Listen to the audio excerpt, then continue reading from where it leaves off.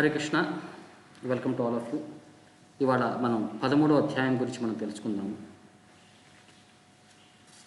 ప్రకృతి పురుష విభాగ యోగ ఈ అధ్యాయం పేరు. ఇందులో మనకి కృష్ణుడు భగవద్గీత యొక్క భక్తి తత్వాన్ని వరకు ఇప్పటివరకు ఎక్స్ప్లెయిన్ చేశాడు. మనకి ఫస్ట్ 6 చాప్టర్లు కర్మయోగ అని అంటారు. మనం చేసే ప్రతి పనిలో భగవంతుని చూడటం ద్వారా మనం కర్మయోగ అని అంటాము. నెక్స్ట్ 6 చాప్టర్లో భక్తి తత్వం గురించే ప్రైమరీగా ఎక్స్ప్లెయిన్ చేశాడు అనమాట. ఇప్పుడు ఈ లాస్ట్ 6 చాప్టర్లో జ్ఞానయోగ అంటారనమాట. నాలెడ్జ్ ద్వారా భగవంతుని ఎలా చేరుకోవాలి, లేకపోతే ఈ భక్తి చేసేటప్పుడు ఈ భౌతిక సృష్టికి మనం ఎలా డిటాచ్ అవ్వాలి, వైరాగ్యాన్ని ఎలా ప్రదర్శించాలని చెప్పి ఈ కాన్సెప్ట్ పైన ఇక్కడ కృష్ణుడు ఈ 6 చాప్టర్లో మనకి ఎక్స్ప్లెయిన్ చేయబోతున్నాడు అనమాట. సో ఇది ప్రకృతి పురుష విభాగ యోగ ఈ అధ్యాయం పేరు. సో ఇందులో మొత్తం మనకి 35 వర్సెస్ వస్తున్నాయి. మనకి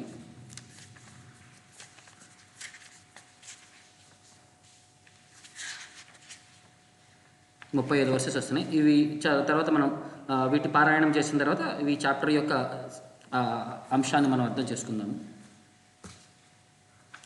నమ ఓం విష్ణుపాదాయ కృష్ణప్రష్టాయ భూతలే శ్రీమతే భక్తి వేదాంత స్వామిన్నితి నామినే నమస్తే సారస్వతే దేవే గౌరవాణి ప్రచారిణే నిర్విశేష శూన్యవాది పాశ్చాత్య దేశతారిణే జయ శ్రీకృష్ణ చైతన్య ప్రభు నిత్యానంద శ్రీ అద్వైత గదాధర శ్రీవాసాది గౌరభక్తవృంద. హరే కృష్ణ కృష్ణ కృష్ణ హరే హరే హరే రామ రామ రామ హరే హరే. అర్జున ఉవాచ ప్రకృతిం పురుషం చైవ క్షేత్రం క్షేత్రజ్ఞమేవ చ ఏతద్వేదితుమిచ్ఛామి జ్ఞానం జ్ఞేయం చ కేశవ. శ్రీభగవానువాచ ఇదం శరీరం కౌంతేయ క్షేత్రం ఇతి అభిధీయతే ఏతద్యో వేత్తి తం ప్రాహు క్షేత్రజ్ఞ ఇతి తద్విదః. క్షేత్రజ్ఞం చాపి మాం విద్ధి సర్వక్షేత్రేషు భారత క్షేత్రజ్ఞయోర్జ్ఞానం యత్తజ్ఞానం మతం మమ తక్షేత్రం యచ్చ యాదృచ్ఛ యద్వికారీ యచశ్చ యత్ సచ్యో యత్ప్రభావశ్చ తత్సమాసేన మే శృణు. ఋషుభిర్బహుధా గీతం ఛందోభిర్వివిధై పృథక్ బ్రహ్మసూత్రపदैश्चैव हेतुमद्भिर्विनिश्चितैः महाभूतानि अहंकारो बुद्धिरव्यक्तमेव च इंद्रियाणि दशैकं च पंचचेन्द्रियगोचराः इच्छादेशात् सुखं दुःखं संघातश्चेतना धृतिः एतत्क्षेत्रं समासेन सविकारम् उदाहृतम् अमानित्वम् अदम्भित्वम् अहिंसा क्षान्तिरार्जवम् आचार्योपासनं शौचं स्थैर्यम् आत्मविनिग्रहः इंद्रियार्थेषु वैराग्यम् अनहंकार एव च जन्म मृत्यु जरा व्याधि दुःख दोषानुदर्शनम् असक्तिरनभिस्वङ्गः पुत्रधारा गृहादिषु नित्यं च समचित्तत्वम् इष्टानिष्टोपपत्तिषु मयि चानन्ययोगेन भक्तिरव्यभिचारिणी विविक्तदेशसेवित्वम् आरतिर्जनसंसदि आध्यात्मज्ञाननित्यत्वं तत्त्वज्ञानार्थदर्शनम् एतज्ज्ञानम् इति प्रोक्तम् अज्ञानं यत् अन्यदा ज्ञेयं यत्तत् प्रवक्ष्यामि यज्ञात्वा अमृतमश्नुते अनादिमत्परं ब्रह्म न सत्तन्नासदुच्यते सर्वतः पाणिपादं तत् सर्वतोक्षिक्षिरोमुखं सर्वतः श्रुतिमल्लोके सर्वम् आवृत्य तिष्ठति सर्वेन्द्रियगुणाभासं सर्वेन्द्रियविवर्जितम् असक्तं सर्वभृक्षैव निर्गुणं गुणभोक्तृ च बहिरन्तश्च भूतानाम् अचरं चरमेव च सूक्ष्मत्वात् तदभिज्ञेयं दूरस्थं चान्तिके च तत् अविभक्तं च भूतेषु विभक्तं इव च स्थितं भूतभर्तृतज्ञेयं ग्रशिष्णु प्रभविष्णु च ज्योतिषामपि तज्ज्योतिष्परमः तमसः परमुच्यते ज्ञानं ज्ञेयं ज्ञानगम्यं हृदि सर्वस्य विष्टितम् इति क्षेत्रं तथा ज्ञानं ज्ञेयं चोक्तं समासतः मद्भक्ता एतद्विज्ञाय मद्भावायोपपद्यते प्रकृतिं पुरुषं चैव विद्धि अनादिव भावपि विकारांश्च गुणांश्चैव विद्धि प्रकृतिसम्भवान् कार्यकारणकर्तृत्वे हेतुः प्रकृतिरुच्यते పురుషः సుఖదుఃఖానాం భోక్తృత్వే హేతురుచ్యతే. పురుషः ప్రకృతిస్థో హి భుంక్తే ప్రకృతిజాన్ గుణాన్ కారణం గుణసంగోస్య సదసద్యోని జన్మసు ఉపదృష్టా అనుమంతా చ భర్త భోక్తా మహేశ్వరः పరమాత్మేతి చాపి యుక్తో దేహేऽస్మిన్ పురుషः పరः య ఏవం వేత్తి పురుషం ప్రకృతిం చ గుణైః సహ సర్వతా వర్తమానోऽపి న స భూయో విజాయతే. ధ్యానేనాత్మని పశ్యంతి కేచిదాత్మానమాత్మనా అన్యే సాంఖ్యేన యోగేన కర్మయోగేన చ పరే అన్యే తు ఏవం మోక్షం చ ఏ విదుర్యాంతి తే పరం. హరే కృష్ణ కృష్ణ కృష్ణ హరే హరే హరే రామ రామ రామ హరే హరే.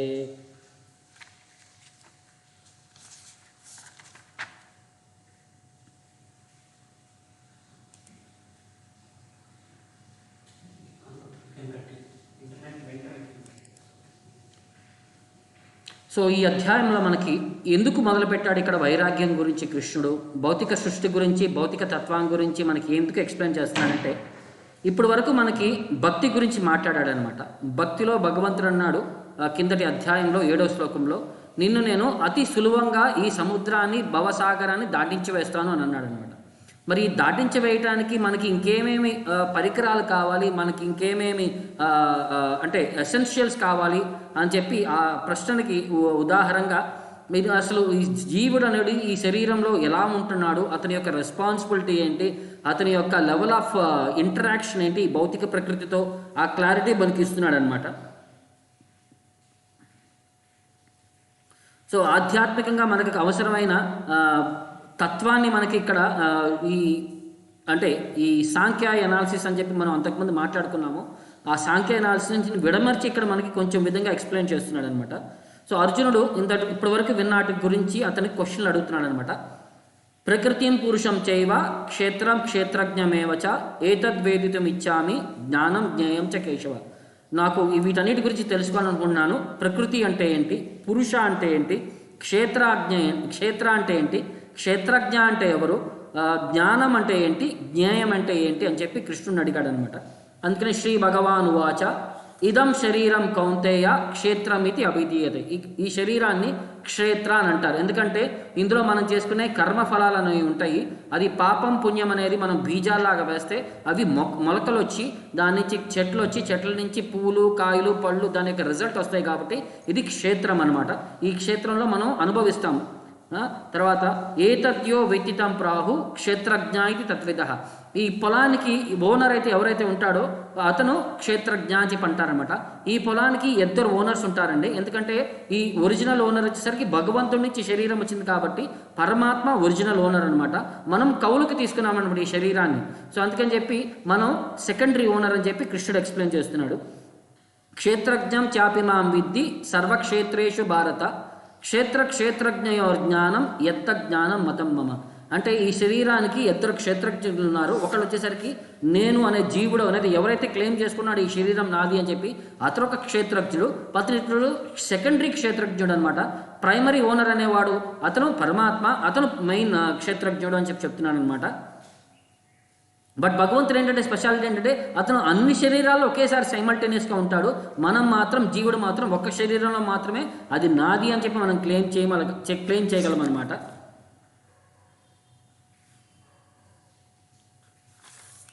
సో దానికి తర్వాత ఇంకొన్ని క్వశ్చన్లు అడుగుతున్నాడు అర్జునుడు. అడగకముందేనే కృష్ణుడు ఇంకొన్ని క్వశ్చన్లు దానికి ఏర్పరచుకొని అతను ఎక్స్ప్లెయిన్ చేస్తున్నాడు. వీటన్నిటి గురించి కూడా నేను చెప్తున్నాను. తక్షేత్రం యాచ యాదృక్చ యత్ వికారి యతశ్చయత్ సచయో యత్ ప్రభావశ్చ తత్ సమాసేనమే శృణు. వీటన్నిటి గురించి కూడా నేను చెప్తాను. ఏంటయ్యా అంటే ఈ క్షేత్రం గురించి, అది క్షేత్రం ఎలా ఉంటుంది, శరీరంలో ఈ క్షేత్రజ్ఞుడు ఎలా ఉంటాడు, ఈ క్షేత్రం యొక్క చేంజెస్ ఏమేమి జరుగుతుంటాయి, అది ఎప్పుడు పుట్టింది, దాని యొక్క అంటే ఎవరు తెలుసుకొని ఉంటారు క్షేత్రం గురించి పరిపూర్ణంగా తెలుసుకొని ఉంటారు. జీవుడు అనేవాడికి క్షేత్రం పైన ఎంత ఇన్ఫ్లుయెన్స్ ఉంది వీటన్నిటి గురించి నేను చెప్పబోతాను అంటాడు. సో కృష్ణుడు ఇలా చెప్పబోయే ముందు ఇది ఏమంటాడంటే, ఇదే సబ్జెక్ట్ని మనకి చాలా వరకు మనకి ఉపనిషత్తుల్లో, పురాణాల్లో, వేదాల్లో డిస్కస్ అయింది. దీని యొక్క పర్ఫెక్ట్ ఎక్స్ప్లెనేషన్ నేను వేదాంత సూత్రాల్లో చెప్పాను. నేను మళ్ళీ దాన్ని అక్కడ ఆల్రెడీ పరిపూర్ణంగా ఎక్స్ప్లెయిన్ చేశాను. ఇక్కడ సంక్షిప్తంగా ఎక్స్ప్లెయిన్ చేస్తానని చెప్తూ, ఋషుబీర్ బహుదా గీతం, ఋషులు దీని గురించి ఎన్నో విధాలుగా మాట్లాడారు.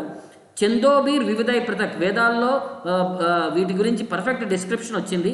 బ్రహ్మసూత్ర పదైశ్చేవ హేతుమద్భిర్ వినిశ్చితై, అంటే వేదాంత సూత్రాల్లో కూడా దీని గురించి ఫుల్ డిస్క్రిప్షన్ వచ్చింది. సో దీని యొక్క కాజ్ ఏంటి, ఎఫెక్ట్ ఏంటి, దాని గురించి వేదాంత సూత్రాలు ఆల్రెడీ ఎక్స్ప్లెయిన్ చేయబడింది అని అంటాడు అనమాట.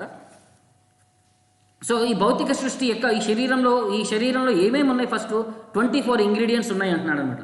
మహాభూతాని అహంకారో, మహాభూతాన్ని అంటే పంచమహాభూతాలు అనమాట. Air, water, fire, ether, earth, ఈ 5 పంచమహాభూతాలు అంటాము. తర్వాత అహంకార, బుద్ధి, ఇంటెలిజెన్స్, అవ్యక్తం చ, ఇది మహత్తత్వాల ఒక ఎలిమెంట్ అనమాట. ఇంద్రియాని దశైకం చ, అంటే 11 సెన్సెస్ ఏమంటారంటే 5 knowledge acquiring senses, 5 working senses, తర్వాత మైండ్ 11, పంచచేంద్రియ గోచర 5 సెన్స్ ఆబ్జెక్ట్స్ ఉన్నాయి అనమాట. ఈ విధంగా 24 ఎలిమెంట్స్ ఉన్నాయి అన్నారు. ఇవి టోటల్ శరీరం యొక్క కాన్స్టిట్యూషనల్ ఎలిమెంట్స్ అనమాట.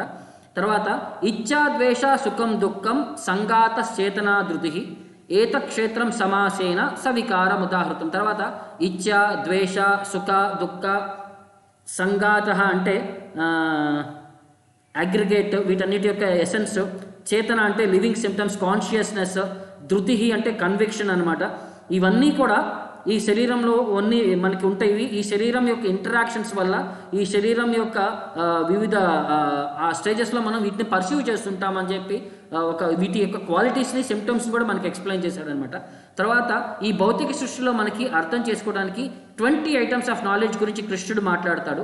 ఈ 20 ఐటమ్స్ తప్ప ఇంకా వేరేది ఏదైనా సరే, ఏతత్ జ్ఞానం ఇతి క్షేత్రం అజ్ఞానం యత్ యతో అన్యద, ఇది కాకుండా వేరేది ఏదైనా సరే ఈ క్షేత్రానికి సంబంధించింది నేను చెప్పే 20 ఐటమ్స్ కాకుండా తతిమా వేరే గురించి ఇంకెవరు మెన్షన్ చేస్తున్నారే అది అజ్ఞానంతో సమానం అని అంటున్నాడు అన్నమాట కృష్ణుడు. సో ఈ 20 ఐటమ్స్ ఏంటయ్యా అంటే అమానిత్వం, హ్యూమిలిటీ, తర్వాత అదంబిత్వం, ప్రైడ్లెస్నెస్, అహింస, నాన్ వైలెన్స్, శాంతి, టాలరెన్స్ అనమాట. ఆర్జవం అంటే సింప్లిసిటీ కింద ఇచ్చాడు. ఆచార్య ఉపాసనం, సర్వింగ్ ది గురు అనమాట, గురువుని సేవించుకోవటం. శౌచ్యం, క్లెన్లీనెస్. తర్వాత స్థైర్యం, పేషెన్స్, స్టెడ్ఫాస్ట్నెస్ అని అంటారు. ఆత్మ వినిగ్రహ, ఇంద్రియ నిగ్రహాలను చేసుకోగలటం. ఇంద్రియార్థేషు వైరాగ్యం, ఇంద్రియాలని వాడుకునేటప్పుడు దాంట్లో వైరాగ్యం, ఇంద్రియాలని వాడుకునే విధానంలో ఆత్మ వినిగ్రహ అతనికి ఉండాలి, వైరాగ్యం ప్రదర్శించాలి. అనహంకార ఏవచ, అహంకారం ఉండకూడదు. జన్మ, మృత్యు, జరా, వ్యాధి, దుఃఖ, దోష అనుదర్శనం, ఈ శరీరంలో దుఃఖానికి అంటే పర్యవసానం ఏంటంటే జన్మ, మృత్యు, జరా, వ్యాధి, వీటన్నిటిని అతను పర్సీవ్ చేయగలగాలి. అసక్తిర్ అనభైస్వంగ, ఆసక్తి చూపించకూడదు ఇతను. అనభీస్వంగ అంటే వితౌట్ అసోసియేషన్ అనమాట. పుత్రధార గృహాదిషి, ఎవరెవరికి అసోసియేషన్ అనేది పిల్లలకి, భార్యకి, గృహానికి అతను ఎక్కువ అటాచ్మెంట్ చూపించకూడదు అనమాట.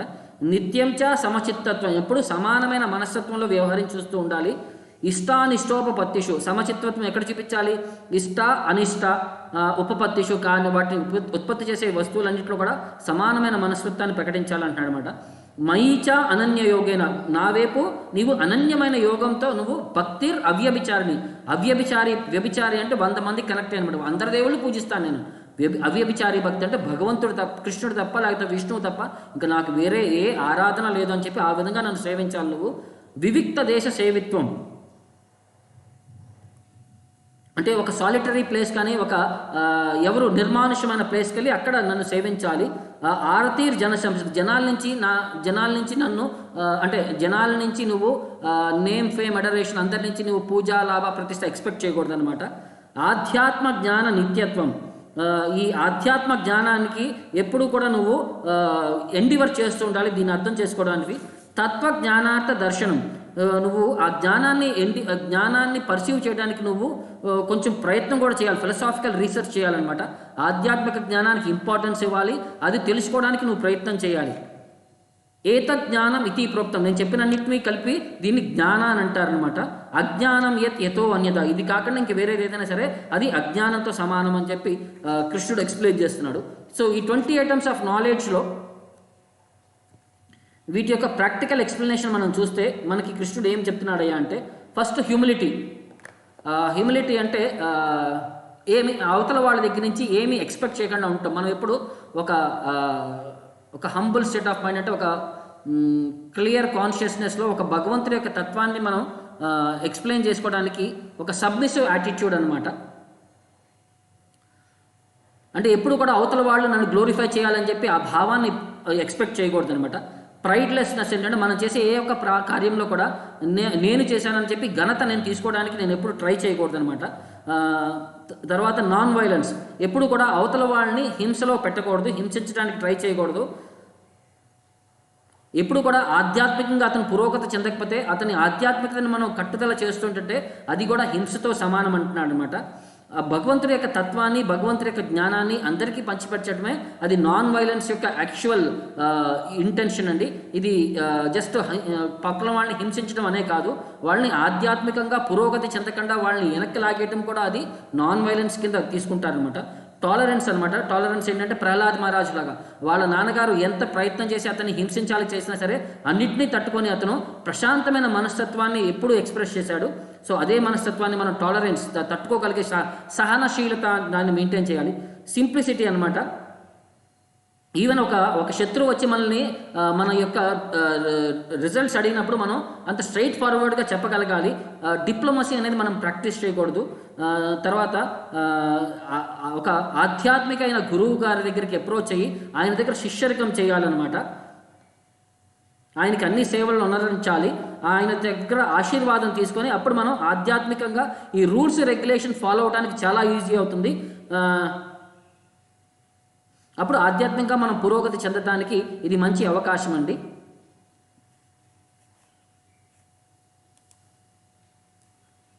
తర్వాత క్లెన్లీనెస్ అని అంటున్నారు. ఎందుకంటే బాహ్యంగా ఎక్స్టర్నల్ మన స్నానం చేస్తే మనం ఒక క్లెన్లీనెస్ కింద తీసుకుంటాము, బట్ ఆంతరంగికంగా కూడా మనం శుద్ధంగా ఉండాలి. ఆ శుద్ధం అనేది ఎప్పుడు వస్తుంది అంటే మనం స్నానం చేస్తే మాత్రం మన హృదయం క్లీన్ అయిపోదు, భగవంతుడి యొక్క నామజపం చేసినప్పుడు మాత్రమే మన హృదయం క్లీన్ అవుతుంది అని చెప్పి నెక్స్ట్ క్లెన్లీనెస్ గురించి. స్టడీనెస్, మనం ఒక దృఢమైన సంకల్పాన్ని మనం చూపించాలన్నమాట. ఎప్పుడూ కూడా ఒక దృఢత్వాన్ని ప్రదర్శిస్తూ ఆధ్యాత్మికంగా మనం పురోగతి చెందాలని చెప్పి ఆ ఇంటెన్షన్ మనం ఎప్పుడు మెయింటైన్ చేసుకోవాలి. తర్వాత సెల్ఫ్ కంట్రోల్, ఇంద్రియాలని నిగ్రహంలో పెట్టుకొని మనకు అవసరం లేని వాటన్నిటిని మనం రిజెక్ట్ చేయగలగాలి. ఇది నాకు వద్దు అని అనుకుంటే దాని వెనకాల ప్రాకులాడకూడదు. తర్వాత renunciation of the objects of sense gratification, అంటే ఆధ్యాత్మికంగా మనల్ని డైవర్ట్ చేసే వస్తువులన్నింటినీ మనం వైరాగ్యం ప్రదర్శించాలి. ఎందుకంటే ఒక్కొక్కసారి ఈ శరీరమే డిమాండ్ చేస్తుంది, అవసరం లేని డిమాండ్స్ అన్ని పడుతుంది, వాటిని మనం క్యాటర్ చేయకూడదు అనమాట. తర్వాత ఈ శరీరాన్ని భక్తిలో ఇడమర్చడానికి ఎంతవరకైతే కావాలో అంతవరకే మనం దాన్ని సప్లై చేయగలగాలి. తర్వాత ఎందుకంటే దీన్ని ఒక రెగ్యులేషన్ మనం ఫాలో అవ్వాలంటే అది ఇంద్రియాలని నిగ్రహంలో పెట్టాలి అంటే మనం వాటిని అంటే యుక్త ఆహార విహారస, యోగాలో ఎవరైతే ఆధ్యాత్మికంగా ముందు వెళ్ళాలనుకుంటారో అతను యుక్త ఆహార విహార వీటన్నిటిలో నిగ్రహాన్ని చూపించాలని చెప్పి మనకి ఎర్లియర్ కృష్ణుడు చెప్పాడు, అదే ఇక్కడ కన్సాలిడేట్ చేస్తున్నాడు. తర్వాత అబ్సెన్స్ ఆఫ్ ఫాల్స్ ఈగో, అంటే అనహంకారం చూపించకూడదు అనమాట. నేను ఈ శరీరాన్ని మనస్సుని అని చెప్పి దాన్ని వదిలేసి నేను కృష్ణుడి యొక్క దాసుని అనే చెప్పి ఆ అహంకారాన్ని మనం మెయింటైన్ చేసుకోగలగాలి. తర్వాత మనకి జన్మ మృత్యు జరా వ్యాధి, ఇది జీవి యొక్క ఈ 4 సైకిల్స్ అనమాట. మనం అందరూ అనుభవించాల్సిందే. జన్మ తీసుకుంటాము, తర్వాత ముసలివాళ్ళు అయిపోతాము, రోగాలు వస్తాయి, తర్వాత మరణిస్తాము. ఇవి భౌతికంగా అంటే జన్మ తీసుకోవడం అందరికీ తెలుసు. 9 నెలలు తల్లి గర్భంలో అలా ప్యాక్ చేసిన సిచ్యువేషన్లో అతను గాలాడక శ్వాస ఆడక అతనికి రెస్ట్ లేక ఒక శరీరాన్ని కూడా అతను ఒక ఎక్స్పాన్షన్ కూడా చేయలేక అలా చాలా టైట్ సిచ్యువేషన్లో ఉంటాడు. క్రిములన్నీ కుడుతూ చాలా సున్నితంగా చాలా ఒక క్లిష్టమైన పరిస్థితిలో ఉంటాడు. తర్వాత మనకి రోగం వస్తే తెలుసు, ఒక చిన్న జ్వరం వస్తేనే మన శరీరం తట్టుకోలేదు. తర్వాత ముసలివాళ్ళు అయిపోయినప్పుడు కూడా మన శరీరం మనకి సపోర్ట్ చేయదు, మనం అనుకున్నట్టుగా దాన్ని మనం యూటిలైజ్ చేసుకోవాలన్నమాట. ఇక మృత్యు, ఇవన్నీ కూడా మనకి perception of evil in this material world అనమాట. వాటి నుంచి మనం అర్థం చేసుకోగలగాలి. సో వీటి నుంచి వింటూ మనం వైరాగ్యం పెంపొందించుకోవాలన్నమాట. సో తర్వాత నెక్స్ట్ వచ్చేసరికి డిటాచ్మెంట్ అనమాట. ప్రతి ఒక్కటి మనం చేసేది కూడా కృష్ణుడి యొక్క పర్పస్ కోసమే, కృష్ణుడి యొక్క ఆనందం కోసమే అని చెప్పి, మన సంతోషం కోసం మనం ఏమీ చేయట్లేదని చెప్పి అనే వైరాగ్యాన్ని మనం, డిటాచ్మెంట్ అనే మోడ్ని మనం వ్యవహరించాలి. తర్వాత భార్య, పిల్లలకి, ఆస్తులకి, వస్తువులకి, వీటన్నిటికీ ఎక్కువ మమకారం, వ్యామోహం చూపించకూడదని అంటారనమాట. అంటే ఎఫెక్షన్ అనేది న్యూట్రల్గా చూపించాలి. అతి ఎక్కువ ఎఫెక్షన్ చూపించేసి మనం భౌతికంగా బందీలు అయిపోతాం అనమాట. ఒక్కొక్కసారి సిచ్యువేషన్ ఎలా అవుతుందంటే, భార్య పిల్లలు ఎంత చిత్రహింసలు పెడతారంటే, అతను పాపం ఇంట్లోంచి పారిపోయి వైరాగ్యం తీసుకోవాల్సి వస్తుంది. No problem. ఒక్కొక్కసారి అది అంటే నువ్వు ప్రాక్టీస్ చేయడానికి చాలా ఇబ్బంది అన్న పరిస్థితిలో ఒక్కొక్కసారి ఇంట్లోంచి బయటకు వచ్చి సన్యాసం తీసుకునే అవకాశాలు, అంటే అంతకుముందు ఏజెస్లో చాలామంది కూడా అలా జరిగేది సిచ్యువేషను. సో అది రికమెండెడ్ అన్నట్టు కృష్ణుడు చెప్తున్నాడు అనమాట. ఎందుకంటే ఇప్పుడు అర్జునుడు కూడా చూడండి, నీ ఫ్యామిలీ రిలేషన్స్ అంటున్నావు, నా ఫ్రెండ్స్, నా తాతలు, అవి ఇవి అంటున్నావు, వాటన్నిటిని రినౌన్స్ చేయమంటున్నాడు. రిలేషన్షిప్ బయటకు వచ్చి నువ్వు వ్యవహారం చేయి అని చెప్పి కృష్ణుడు రికమెండ్ చేస్తున్నాడు అనమాట. తర్వాత సమానమైన మనస్తత్వం, ఎందుకంటే సుఖ సంతోషాల్లో సమానమైన మనస్తత్వాన్ని నువ్వు చూపించాలంటాడు.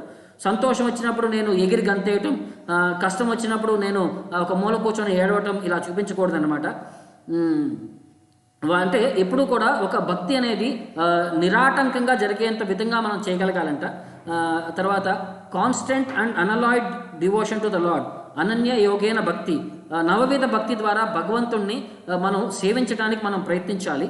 తర్వాత అంటే సాలిటరీ ప్లేసెస్ కంటే ఎవరు జనరహితం లేని ప్లేసెస్కి వెళ్ళి ఆధ్యాత్మికంగా మనం పురోగతి చెందడానికి, ఎందుకంటే భౌతికంగా మనుషులు మనల్ని ఆధ్యాత్మికంగా ముందుకు తీసుకెళ్లే లోపే మనల్ని క్రిటిసైజ్ చేసి మనల్ని డిస్కరేజ్ చేస్తుంటారు. వాళ్ళందరి నుంచి మనం దూరంగా ఉండగలగాలి. భక్తుల యొక్క సాంగత్యంలో మనం గడపగలగాలి. అది దీని యొక్క తర్వాత detachment from general mass of people, అందరితో పాటు ఉంటే మళ్ళీ మన మనస్తత్వం మనం డైవర్ట్ అయిపోతూ ఉంటుంది. అందుకని చెప్పి జనరల్ మాస్ ఆఫ్ పీపుల్ నుంచి మనం, అంటే ఇప్పుడు ఒక పనిలో వెళ్తున్నామంటే ఆ పని యొక్క ఆ మూడ్లో ఉండే వాళ్ళతోనే మనకి వ్యవహరిస్తే అది మనకి ఆధ్యాత్మికంగా చాలా హెల్ప్ అవుతుందండి. తర్వాత accepting the importance of self realisation, giving up, అంటే ఆధ్యాత్మికంగా మనం ముందుకు వెళ్ళాలంటే ఈ భౌతికంగా మనల్ని అట్రాక్ట్ చేసే వస్తువులన్నింటినీ మనం దూరం ఉండాలి. ఎలాగంటే ఒక స్పోర్ట్స్ కానీ, సినిమాలు కానీ, సోషల్ యాక్టివిటీస్ కానీ, ఇవన్నీ కూడా మనకి టైం వేస్ట్ చేసే ప్రాసెస్లు అండి. ఇవన్నీ కూడా ఆధ్యాత్మికంగా మనల్ని పురోగతి చెందనివ్వు అనమాట. తర్వాత philosophical search for the absolute truth,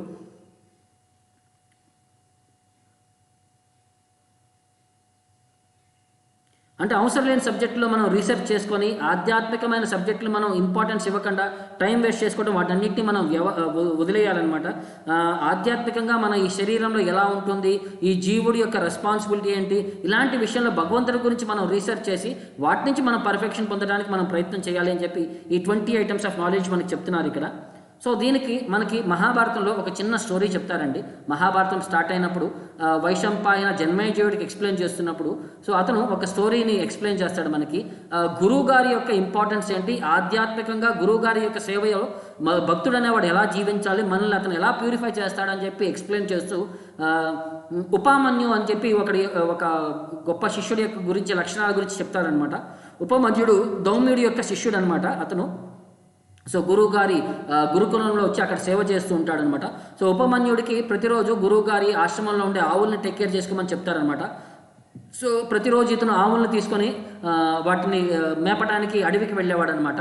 so వెళ్ళినప్పుడు అతను ఆవులతో పాటు సాయంకాలం వచ్చేసరికి కొన్ని రోజుల తర్వాత గురువుగారు చూశారు, ఇతను ఆశ్రమంలో తినే తిండి కంటే బయటకి ఎక్కడో తింటున్నట్టున్నాడు, వీడు బాగా పుష్టిగా బాగా బలంగా ఉన్నాడు, దృఢంగా ఉన్నాడు. గురువుగారు పిలిచి, అంతా యోగక్షేమం అంతా బాగానే ఉందయ్యా, నువ్వు భోజనం చేస్తున్నావా, నువ్వు మరి ఇక్కడ భోజనం చేయకుండా ఇంకెక్కడెక్కడ చేస్తున్నావు అంటే, అబ్బాయి అంటాడు, సార్ నాకు ఆకలి ఎక్కువ అండి, నేను ఆకలికి తట్టుకోలేనప్పుడు నేను బయటకు వెళ్ళినప్పుడు ఆవుల్ని మేపడానికి వెళ్ళినప్పుడు అక్కడ ఉండే కొన్ని ఇళ్ళకి వెళ్ళి నేను భిక్షాటన చేసి ఆ భిక్షాటనతో నా పొట్టను నింపుకుంటూ ఉంటానంటాడు అనమాట. సో గురువుగారు అంటారు, నువ్వు భిక్షాటన చేసేది యాక్చువల్లీ గురువుగారికి సంబంధించిన ఇవ్వడానికి, నువ్వు ఇండివిజువల్గా నువ్వు ఆనర్ చేయకూడదు అని చెప్పి అని అంటే, అబ్బాయి అంటాడు, ఓకే సార్, రేపటి నుంచి నేను ఆ భిక్షాటన చేసింది మీకే తెచ్చిస్తానంటాడు అనమాట. తర్వాత మళ్ళీ కొన్ని రోజుల తర్వాత చూస్తే ఈ అబ్బాయి మళ్ళీ అలానే లావుగా బాగా బలంగా దృఢంగా ఉంటాడనమాట. మళ్ళీ గురువు గారు అంటారనమాట, ఏమయ్యా నువ్వు భిక్షాటన తెచ్చేస్తున్నావంటే, అవును సార్ తెచ్చేస్తున్నాను. మరి ఇంకా లావుగా ఉన్నావు, ఇంకా స్ట్రాంగ్గా ఉన్నావంటే, మీకు ఫస్ట్ రౌండ్ మీకు భిక్షాటన వేడుకునేంత మీకు తెచ్చిస్తాను సార్, సెకండ్ రౌండ్ వెళ్ళి మళ్ళీ భిక్షాటన వేడుకుంటాను, అది నేను కడుపు నింపుకుంటూ ఉంటాను అంటాడనమాట. అప్పుడు గురువు గారు అంటారు, ఇలా ఇలా చేయకూడదయ్యా, ఎందుకంటే సొసైటీలో చాలామందికి వాళ్ళు భిక్ష ఇవ్వాలి, ఒకళ్ళకే మెనీ టైమ్స్ ఇస్తే అది తప్పు అవుతుంది, వేరే వాళ్ళ యొక్క అవకాశాన్ని మనం లాక్కున్నట్టు అవుతుంది, సో నువ్వు అలా చేయకూడదని అంటాడు అనమాట. సో మళ్ళీ కొన్ని రోజుల తర్వాత గురువు గారు చెక్ చేస్తే ఈ అబ్బాయి అలానే లావుగా ఉంటాడు. మళ్ళీ అడుగుతాడు అనమాట, మళ్ళీ ఇప్పుడు ఏం చేస్తున్నావా అంటే, సార్ ఇప్పుడు నేను భిక్షాటన చేయట్లేదండి, తెచ్చింది మీకు ఇచ్చేస్తున్నాను. దూడలు పాలు తాగిన తర్వాత చివరిలో కొంచెం పాలు వదిలేస్తాయి, ఆ పాలను నేను తాగుతున్నాను అంటాడు అనమాట. సో భగవంతుడు అంటే గురువుగారు అంటారు, నువ్వు తాగుతానికి అని చెప్పి నువ్వు దూడల్ని పక్కకి తీసేసి వాటి కోసం అని చెప్పి నువ్వు వాటికి సేవకి కావాల్సిన పాలని ఒక ప్లస్ భగవంతుడి యొక్క నిత్య నైవేద్య హోమాలకు కావాల్సిన పాలన్నింటిలో కూడా నువ్వు షేర్ యాక్సెప్ట్ చేస్తున్నావు, ఇది కరెక్ట్ కాదు అని చెప్పి మళ్ళీ చెప్పగానే ఒకసారి రేపటి నుంచి నేను తాగను అంటాడు. మళ్ళీ కొన్ని రోజులైన తర్వాత మళ్ళీ అడుగుతాడు అనమాట, ఏం చేస్తున్నావు అప్పుడంటే, సార్ నేను ఇప్పుడు పాలు తాగట్లేదండి, దూడలు తాగేటప్పుడు వాటి నోటి నుంచి నురగ కారుతూ ఉంటుంది, ఆ నురగ పట్టుకొని నేను తాగుతున్నానంటే, అప్పుడు గురువు గారు అంటారనమాట, నువ్వు తాగుతున్నావు అని తెలిసేసరికి దూడలు ఇంకెక్కువ నురగని ఇస్తూ ఉంటాయి, దాని నుంచి వాటి యొక్క ఆహారాన్ని వాటి యొక్క కడుపును నువ్వు కొడుతున్నావు, ఇలా చేయకూడదు అనగానే సో ఈ అబ్బాయి చాలా మాట విని ఓకే సార్ నేను ఎప్పుడు మళ్ళీ రేపటి నుంచి అలా చేయను అని అంటాడనమాట. కొన్ని రోజుల తర్వాత ఒకరోజు ఈ అబ్బాయి వెనక్కి రాలేదు, దూడలు మాత్రం అంటే ఆవులు అన్నీ వెనక్కి వచ్చేసి ఈ అబ్బాయి మాత్రం వెనక్కి రాలేదు. సో గురువు గారు అడుగుతారన్నమాట, ఎక్కడికి వెళ్ళాడు ఈ అబ్బాయి ఇవాళ వెనక్కి రాలేదంటే, ఏమో సార్ పొద్దునుంచి మాకు కనపడలేదు అని చెప్పి వాళ్ళు కనుక్కుంటారనమాట. ఈరోజు వాళ్ళు ఎత్తుక్కుంటూ వెళ్తే ఈ అబ్బాయి ఆకలికి తట్టుకోలేక కొన్ని పిచ్చి చెట్ల యొక్క ఆకులు తినేశాడనమాట. దానివల్ల ఏమవుతుందంటే వాటి యొక్క విషం వల్ల ఇతను కళ్ళు కనపడకుండా గుడ్డివాడైపోయి ఒక పాడుపడిపోయిన బావిలో పడిపోతాడనమాట.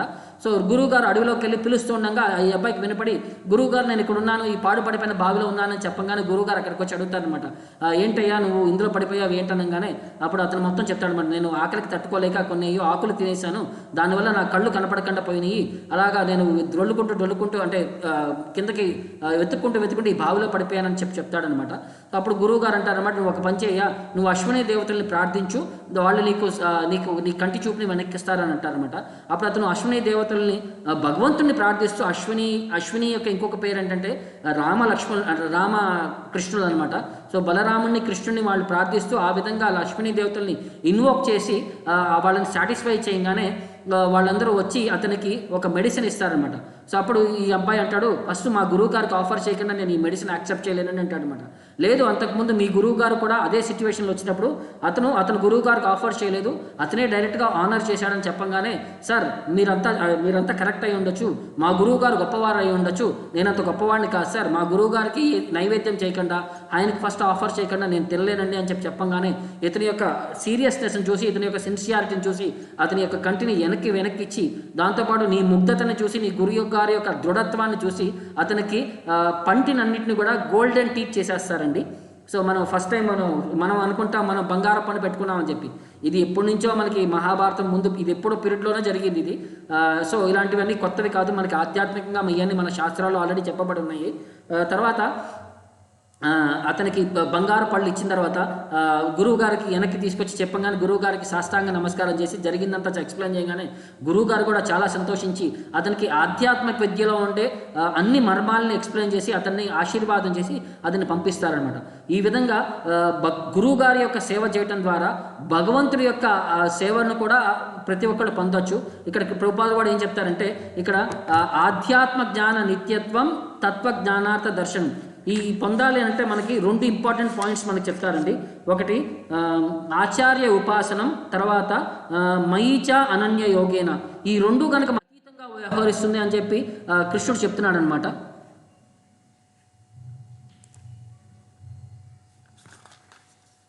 తర్వాత సర్వతః పాణిపాదం తత్ సర్వతోక్షి క్షిరోముఖం సర్వతః శృతిమల్లోకే సర్వం ఆవృత్య తిష్టతి. పరమాత్మ అనేవాడు ఈ శరీరంలో ఎలా ఉంటున్నాడు, ఆయన మన అందరి యొక్క శరీరాలు ఆయనే అంటాడు, అందరి యొక్క కాళ్ళు చేతులు ఆయనే అంటారు. అందరికీ కూడా భగవంతుడికి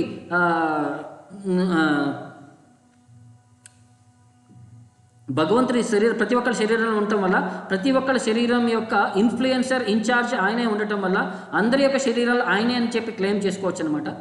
కొంచెం అంతరాయం కలుగుతుందండి. కొంచెం ఇక్కడ మనకి ఇంటర్నెట్ కరెంట్ వచ్చి పోవటం రావటం వల్ల డిస్టర్బెన్సెస్ వస్తున్నాయి. యూ హ్యావ్ టు టాలరేట్, మనం అది మన కంట్రోల్లో లేదు, అది సుపీరియర్ కంట్రోల్లో ఉన్నట్టు మనం వ్యవహరించాలి. తర్వాత సర్వేంద్రియ గుణాభాసం సర్వేంద్రియ వివర్జితం అసక్తం సర్వభృక్షైవ నిర్గుణం గుణభోక్తృచ. పరమాత్మ అనేవాడు ఈ శరీరంలో అన్ని ఇంద్రియాలని అతను కంట్రోల్ చేస్తుంటాడనమాట. అతనికి ఇంద్రియాలు అనేవి స్వతహాగా లేవు. అతను వీటన్నిటిని వైరాగ్యంతో, తర్వాత అన్ని జీవుల యొక్క మెయింటెనెన్స్తో అతను ఆధ్యాత్మికంగా అతీతుడై భౌతిక ప్రకృతికి, తర్వాత ఈ భౌతిక ప్రకృతికి అతను మాస్టర్, నిర్గుణ గుణభోక్తృచ, గుణాలకి అతీతంగా గుణాలకి అతను ఒక మెయింటైనర్గా అతను ఉన్నాడండి ఈ శరీరంలో. బహిరంతశ్చ భూతానాం అచరం చరమేవచ సూక్ష్మత్వాత్ తద్ అవిజ్ఞేయం దూరస్థం చాంతికే చత్.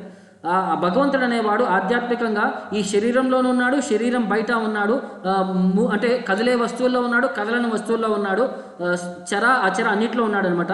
ఇది ఈ ఇంద్రియాలకి అతీతంగా ఆయన ఉన్నాడనమాట. అది అందరూ తెలుసుకోలేరనమాట. అతను ఆధ్యాత్మికంగా అంటే అతను చూడటానికి భగవంతు యొక్క ధామం వైకుంఠం ఎక్కడో ఉన్నా సరే ఆయన ప్రతి ఒక్కరి హృదయంలో అతి చేరువుగా కూడా ఉన్నాడు అనమాట. ఈ విధంగా ఆయన అందరికీ దూరంగా ఉన్నాడు, అతి దగ్గరలో కూడా ఉన్నాడు అనమాట. అవిభక్తం చ భూతేషు విభక్తం ఇవచ స్థితం భూతభర్తృత తజ్ఞేయం గ్రశిష్ణు ప్రభవిష్ణు చ. అంటే ఈ విధంగా మరి ప్రతి ఒక్కరి హృదయంలో పరమాత్మ ఉన్నాడు కాబట్టి ప్రతి ఒక్క హృదయంలో వేరువేరు పరమాత్మలు ఉన్నారా, వాళ్ళందరూ ఒకటే పరమాత్మనా అని చెప్పి మనం అనుకుంటే భగవంతుడు అంటాడు అందరి హృదయాల్లో ఉండే పరమాత్మ నేను ఒక్కడనే, నేను అన్డివైడెడ్, నేను ఒకటే పర్సనాలిటీ అనమాట. అందరి జీవుల్ని మెయింటైన్ చేసే భూతభర్తర్ అంతా మెయింటైన్ చేసే మనిషిని నేను, అందరి యొక్క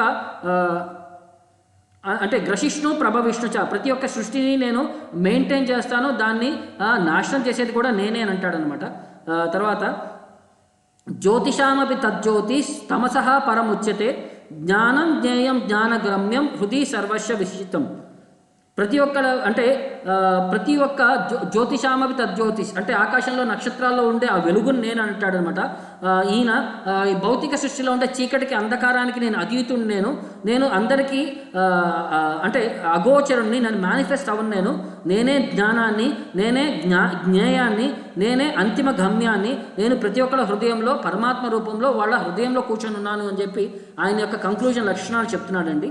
తర్వాత ఇది క్షేత్రం తథా జ్ఞానం, ఇది క్షేత్రం గురించి, జ్ఞానం గురించి, జ్ఞేయం గురించి చోక్తం సమాసత పరిపూర్ణంగా నేను నీకు ఎక్స్ప్లెయిన్ చేశాను. మద్భక్త ఏతద్ విజ్ఞాయ మద్భావో యోపపద్మతే. నా భక్తులు దీన్ని క్షుణ్ణంగా అర్థం చేసుకోగలరు. అప్పుడు వాళ్ళకి అర్థం చేసుకున్న తర్వాత వాళ్ళు నా భావానికి మద్భావయో ఉపపద్యతే, నా భావానికి వాళ్ళు చేరుకోగలరు. అంటే నా ధామానికి లేకపోతే భగవంతుడి యొక్క ప్రకృతిని మనం, భగవంతుడి యొక్క స్వభావానికి మనం చేరుకోగలమని చెప్పి కృష్ణుడు ఎక్స్ప్లెయిన్ చేస్తున్నాడు. తర్వాత నెక్స్ట్ ఈ భౌతిక సృష్టిలో మనం అంతకుముందు 3 డూవర్స్ అని చెప్పి మాట్లాడుకున్నామండి. ఆ 3 డూవర్స్ యొక్క ఎవరి పొజిషన్ ఏంటి అనేది ఇప్పుడు కృష్ణుడు ఎక్స్ప్లెయిన్ చేయబోతున్నాడు. ప్రకృతిం పురుషం చేవ విద్ధి అనాది ఉభావపి వికారాంశ గుణాంశైవ విద్ధి ప్రకృతి సంభవాన్. భౌతిక సృష్టి ఈ జీవుడు అనేవాడు వాళ్ళందరికీ బిగినింగ్ అనేది మొదలు అనేది ఎప్పుడు కనిపించదండి. వాళ్ళ యొక్క ఈ ట్రాన్స్ఫర్మేషన్స్, భౌతిక ఈ మ్యాటర్ యొక్క ప్రోడక్ట్స్ అన్నీ కూడా, ఈ శరీరంలో కనిపించే ఈ వేరియేషన్స్ అన్నీ కూడా ఇది ప్రకృతి యొక్క సంభవాలే అని చెప్తున్నాడు అనమాట.